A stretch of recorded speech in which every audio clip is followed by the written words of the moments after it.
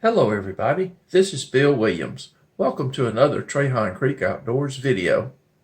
In today's video, we look at a topic that if you're a gardener, particularly an organic gardener, you need to consider, and that is called snakes in the garden. Join me on this video and let's explore this topic. I came home this evening a little bit after dark, and I came out to my garden. We've had some rain this evening. I just want to take a look at my tomato plants, and I grabbed my flashlight and headed to the garden about 8:30, just slightly after it got dark. And I didn't get very far into the garden before I found this pretty fellow. He was right beside one of my garden boxes, and as soon as I came along, he decided to wiggle, which was fortunate for me because I would have never seen him. You can see how good the camouflage is here. Now his head has been cut, but the snake is still alive. It is not dead at all. It's just sort of laying there right now. What is it?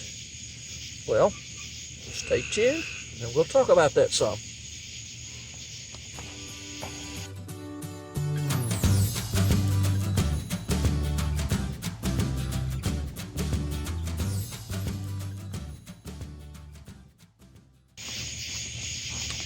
This snake is a water moccasin. It is probably about 2 feet long.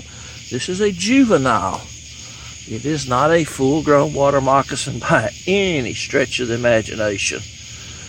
These things grow big, sometimes 3, 4, even 5 inches thick, and they grow long, 4, 5, even 6 foot long. So this is a pit viper. You probably can't see from this angle, and I don't want to get a whole lot closer to him because he is still alive. You can see some of the snake blood there, but he is bleeding out, but he is still alive.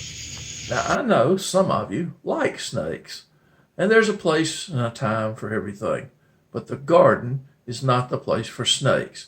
Snakes are not beneficial to have in a garden, particularly an organic garden. Why? Because they will eat toads, birds, and other things that can feast on your insects that you're trying to get out of your garden. And if you have a snake there, you can pretty much depend that all the other wildlife will know it's there, and they won't stay in your garden. The toads and the birds and so forth will definitely avoid the place, so you'll have a whole lot of bugs there, and not a whole lot of animals to get rid of them. If you take the snake out of the equation, however, everything changes. The birds come back in the garden, the toads come back in the garden, and one toad can eat 10,000 bugs in a year. One toad's worth about 50 snakes. The only thing the snakes can do good for you in the garden is eat mice, and for that, I have a cat. I would recommend getting a cat. You'll have no mouse problem, and you won't need the snakes. And he is here at my garden, in my yard, close to my house, and that is a no-no. Poisonous snakes that want to be in this vicinity don't get to stay alive. They must be dispatched. Now, I got 20 acres of land, and if this was half mile up on my land somewhere, he might could live a full and satisfying life, but not here. As you can see, this is right next to my tomato plants. If I come out here to pick my tomatoes, this little sucker's got to be right at my feet. So that just will not work. My cat hasn't found him yet, but she knows he's out here. He actually ran back to his hole, which you can see where my light is shining.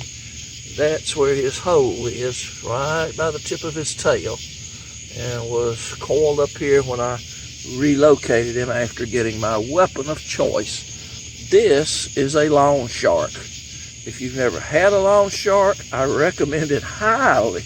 Great for edging, soil cutting, and an extremely good weapon for snakehead cutting.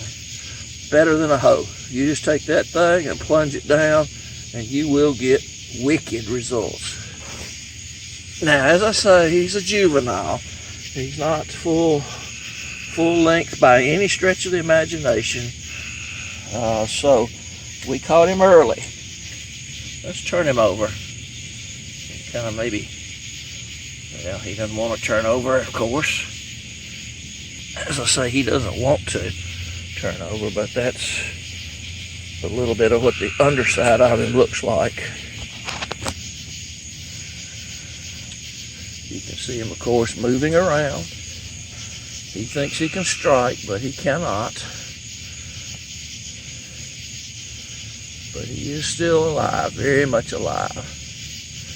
And as I say, you can see the underside. Now what you will see here, if you can look closely, and I got to get Mija out of the way. She wants to come over and check him out.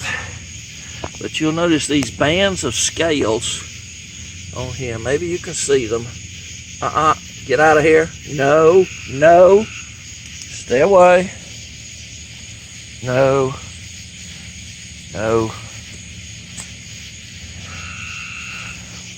Maybe you can see that the bands of scales, they go all the way across. Now back here, about where my light is shining, is an anal vent. And then the tail changes, but the scales still go all the way across, all the way to the end. That is a signature of a poisonous snake. And if you could see his eyeballs, they're the typical little cat eye slits. You could see the pits for the pit viper down in there maybe. Like I say, I don't want to get very close to him at this point. He is still alive.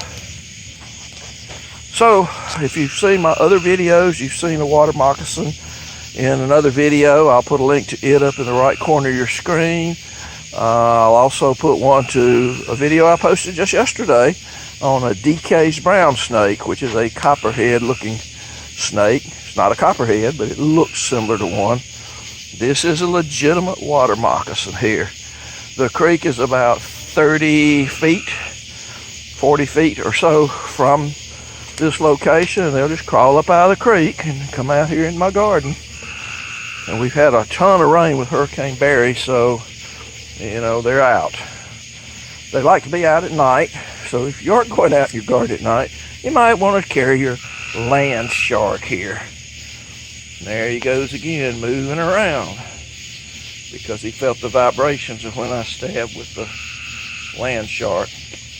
All right, like I say, let me dispatch this one. For those of you that like this kind of nature-oriented stuff and other things that go on a 20-acre urban hobby farm, please subscribe to my channel, hit the notification bell, and you'll be notified when I post other videos. If you are already a subscriber, I thank you for everything you do for me and my channel, and I do very much appreciate you. All right, we'll see you on the next video.